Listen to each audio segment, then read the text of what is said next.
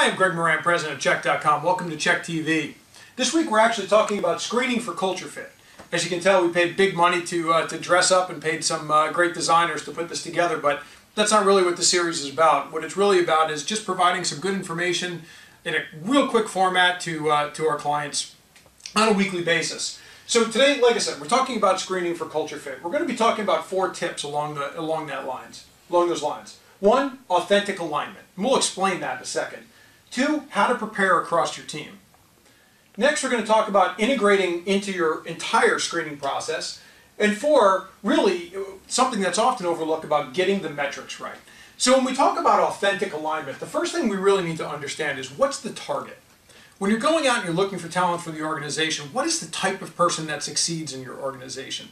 Across the organization. We're not talking about skills here. We're talking about the type of person who's going to grow and thrive in your organization, and that comes down to your culture. So knowing what that target is, and then knowing what the core values of your organization are. What defines your organization? What are you known by your clients for?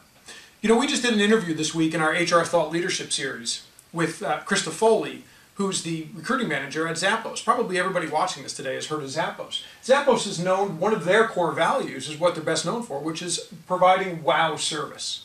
And what you're going to see as we go through this is that every part of the screening process aligns right back to that wow service. So what is it that your organization is known for? What is it that you want your organization to be known for? If you're not sure, really think about the kind of people in your organization that have really succeeded. What are the competencies of those people? What makes them succeed in your organization? Once you identify that, you can then move on to the next step, which is preparation.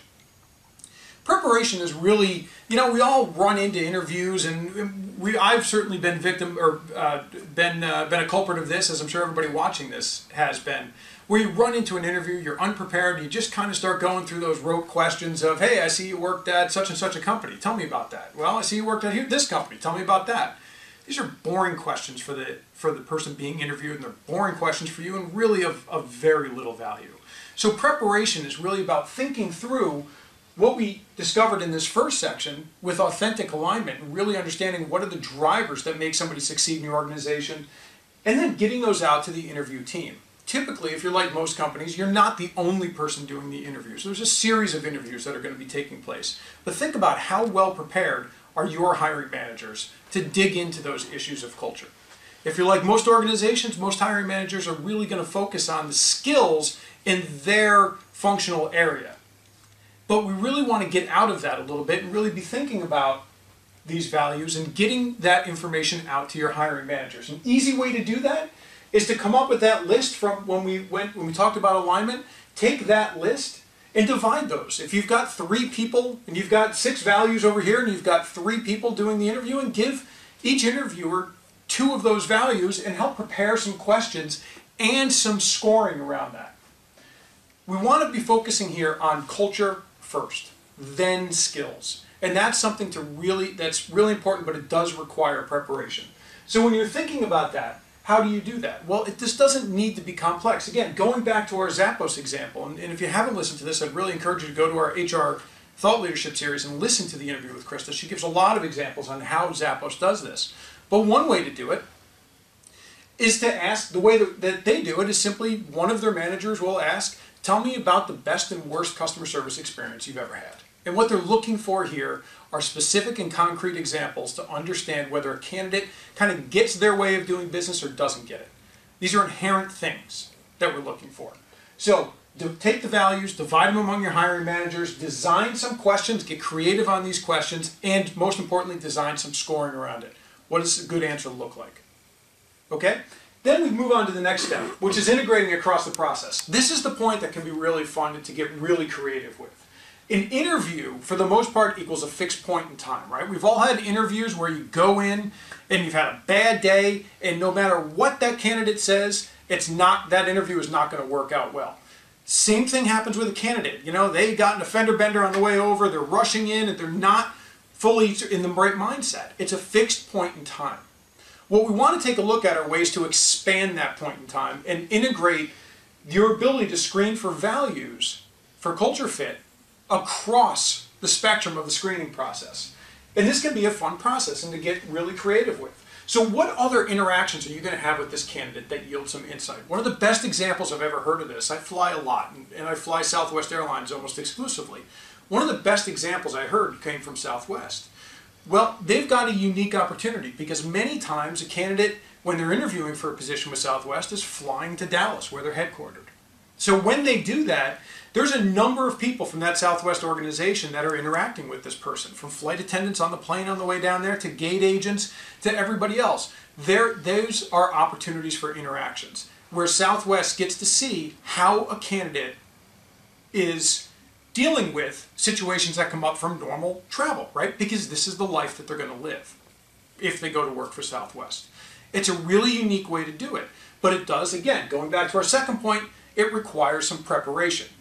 So again, look for those opportunities for interactions and then start to integrate this through. Again, going back to the Zappos example, they integrate some of the stuff into their actual application process. So when a candidate is completing an application, they'll ask some unique questions along the way. One of the things that Zappos talks about is building a culture that's a little weird. That's something that they actually have for one of their core values. And when they're doing that in their application process, they ask a question. On a scale of 1 to 10, how weird are you? Again, this doesn't have to be boring stuff, and oftentimes we make it really boring.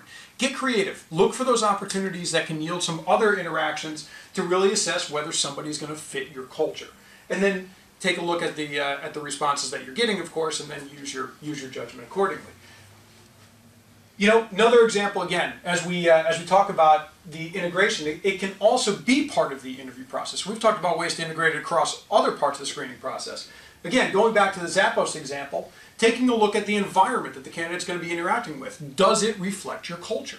Oftentimes, you know, we sort of pride ourselves on having a really unique or distinct culture from other organizations, but a candidate walks in and all they get to see is a sterile lobby and an even more sterile conference room. Dress it up. One of the things that Zappos does is they've actually made their interview rooms into themes. Because again, what they want to see is how does the candidate interact. One of those themes is actually built around the concept of Cher's dressing room, Cher the singer. So again, have some fun with this. Make it reflect your culture. Not everybody has that sort of really wacky or really weird culture that you'd have at a Zappos, but it needs to reflect yours. But make sure that your environment's lining up. And last, get the metrics right. This is not the soft stuff. You know, automatically, many times we're talking about culture fit, we have this knee-jerk reaction to think, you know, this is about soft skills. It's not about soft skills. This is not the soft stuff. In many ways, the hardest thing to screen for, and it's the thing that's ultimately going to determine success. The process needs to support your business goals. I guarantee you, if you're a recruiter watching this today, your business goals are not time to fill or completion rates or other arbitrary metrics that are out there that we often get caught up in. Those business goals are just that. They're the things that define your organization. Again, going back to Zappos. Zappos' business goal is providing wow service. That's what defines your organization. What defines yours? And then making sure that when you're evaluating how well your screening process works, is it supporting those business goals, right? That's the number one thing that we've got to be looking for. Every step in this process should support that end goal that you're trying to drive and you're trying to define your business by.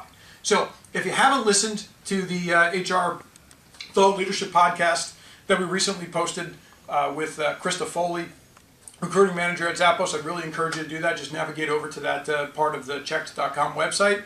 We'd certainly love to talk to you here at Checked.com. Contact us any day, and thanks, and we'll see you next time on Checked TV.